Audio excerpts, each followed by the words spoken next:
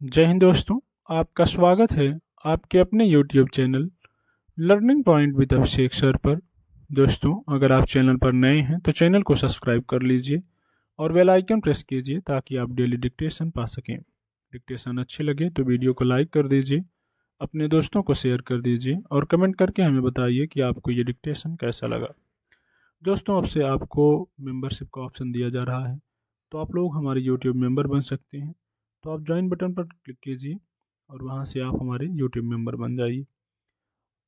अगर आप हमारी मेंबरशिप यूज करते हैं तो आपको इससे भी बेहतरीन डिक्टेशन मिल जाएगी, जिसमें आपकी योजना से मैटर होगा, कुरुक्षेत्र, निबंध, जीवनी, आध्यात्मिक और लीगल मैटर्स होंगे। एसएससी के लिए अलग से आपको मैटर मिल जाएगा, सीआरपीएफ वगैरह के लिए अलग से मैटर मिल जाएगा, और भी आपके जो सिविल कोर्ट वगैरह हैं उसके लिए अलग से मैटर मिल जाएगा। तो आप लोग हमारी मेंबरशिप को ज्वाइन कीजिए और अपनी तैयारी को बेहतर से बेहतरीन बनाइए। डिक्टेशन शुरू होगा 5 सेकंड बाद।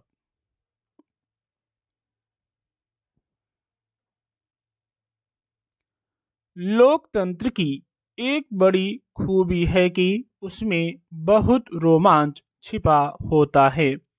पक्ष हो या विपक्ष, जनमानस किसी को भी आश्वस्त नहीं होने देता है। जिन 5 राज्यों में विधानसभा चुनाव हुए हैं और जिन 4 राज्यों में मतों की गिनती हुई है, उनमें से किसी में भी न भाजपा पूरी तरह आश्वस्त थी और न कांग्रेस को जीत का पूरा विश्वास था।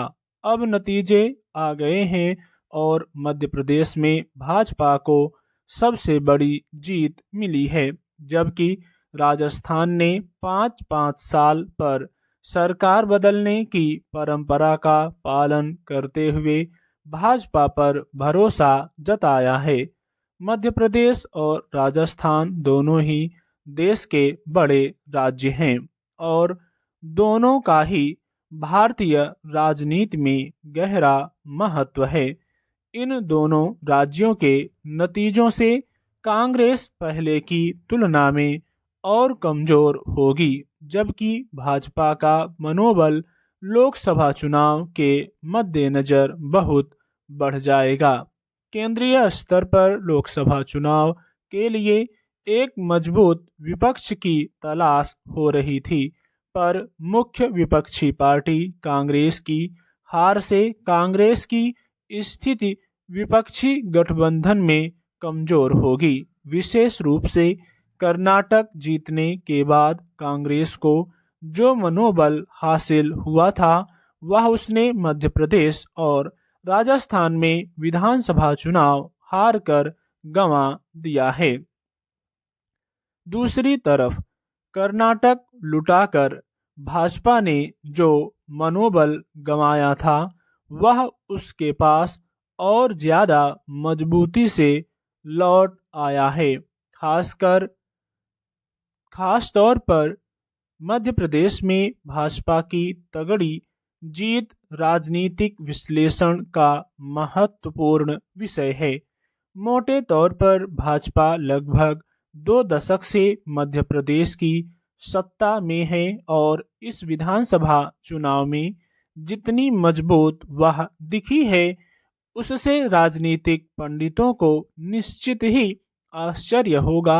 अब मध्य प्रदेश में कांग्रेस यदि स्वयं को पुनर्नवा करने के लिए संगठन के स्तर पर आमूलचूल परिवर्तन करे तो ही आगे के लिए कोई रास्ता तैयार होगा।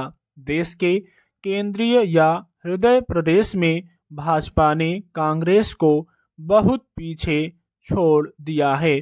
हम कह सकते हैं अब सियासी स्वरूप में मध्य प्रदेश भाजपा के लिए दूसरे गुजरात की तरह हो गया है। साथ ही भाजपा की जिम्मेदारी भी बढ़ गई है। डबल इंजन के इस्तेमाल से मध्य प्रदेश देश के लिए आदर्श राज्य बन सकता है और अब तो अपेक्षाकृत विकसित पड़ोसी छत्तीसगढ़ भी भाजपा के पास लौट रहा है। देश की सशक्त केंद्रीय सत्ता को याद रखना चाहिए कि उसकी अपनी बुनियादी हिंदी पट्टी को अभी भी एक आदर्श विकसित राज्य का इंतजार है। शायद लोग भी यही चाहते हैं। 4 राज्यों के चुनाव परिणामों को अगर समग्रता में देखा जाए तो ऐसा बहुत कुछ है जिससे सीखकर आगे बढ़ना चाहिए।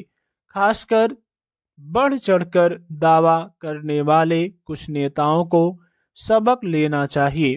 तेलंगाना में भारत राष्ट्र समिति के अध्यक्ष व मुख्यमंत्री चंद्रशेखर राव को अगर मिसाल के रूप में सामने रखें तो पता चलेगा कि जमीन से उठकर ऊपर आए इस नेता को तमाम तरह की कमियों खामियों ने घेर लिया था। परिवारवाद से लेकर बड़बोलेपन तक, अति महत्वाकांक्षा से लेकर देश के प्रधानमंत्री के साथ दुर्व्यवहार तक देश ने बहुत कुछ देखा।